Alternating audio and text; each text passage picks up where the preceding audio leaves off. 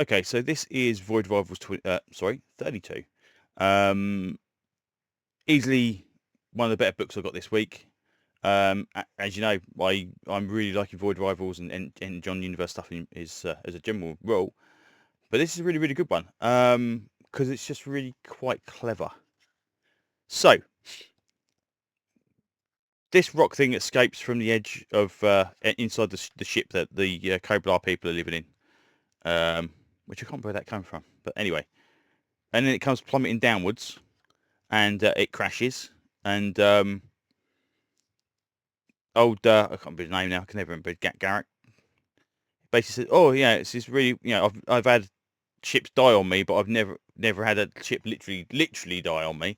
Um, and the Koblar lass is like, how dare you? This creature made it to the ultimate sacrifice. It's risked its life to travel through space, and it killed itself to save our lives.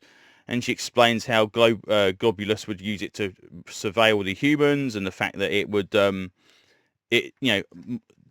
children of Koblar will never be protected by it. She's really kind of laying into this thing, like like it's a real valued member of society, which is really really cool.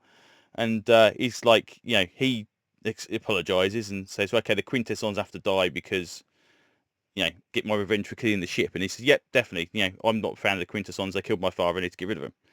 And you go, okay, these people have got like the Koblar people have got a really cool, sense of family and purpose and that kind of stuff. And it's a nice spin on a bad guy organization that they actually give a crap about. The things that they're actually looking after. They're not just slaves to them. They're not just kind of these organic creatures they make, and they're actually part of the family, as it were. Anyway, so they go around looking for this planet, and the androids are kind of talking, say, well, what are these? Oh, they're mechanical, right? Okay, but I've got some living stuff that kind of helps me out, and it's a little glow bug, and it goes off into the distance, and it kind of helps glowing. And the androids keep picking up these life signs in the distance, and every time I look around, it disappears.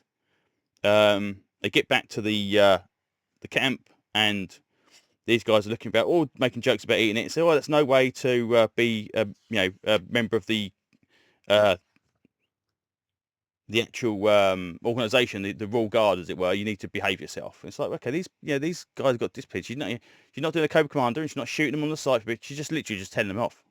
It turns out that she finds the next morning that the ship has had its own little maggoty offspring, and she's in massively happy because it will be raised back at thing. But it's like, silly question, but is it going to be big enough to get us off this planet? And they say, no, I'm sorry. So then they go off and talk about his father and how he kind of only just got to know him, all this kind of stuff, and he's really really sad about it. And he says, oh yeah, by the way, I wasn't crying. Anybody that's in the looking at us, wasn't crying, because they get the alerts from the androids that something's walking towards them. And then we see this guy, and he's doing Bar Weep Granar Weep Ninibon, the universal greeting, and it's Rom, but a very different Rom, because he's got this weird thing on him. I think this thing they decided was called Carpet, but what's going on with his hand, I don't know. So yeah, so this is the first official appearance of Rom in the Energon Universe after the that thing it was in Mask 1, which apparently they are reprinting in September, along with a Mask Origins, I think, as well. So that's really really cool. But yeah, I just love the way that and the guy, what's his called, says about tells him about Globulus, and he said, oh, he sounds like a really nice guy. So I love the way that the Koblar are being treated in this. I love the way that to her it's all family and all things. He doesn't know that they're kind of this evil organisation, technically speaking.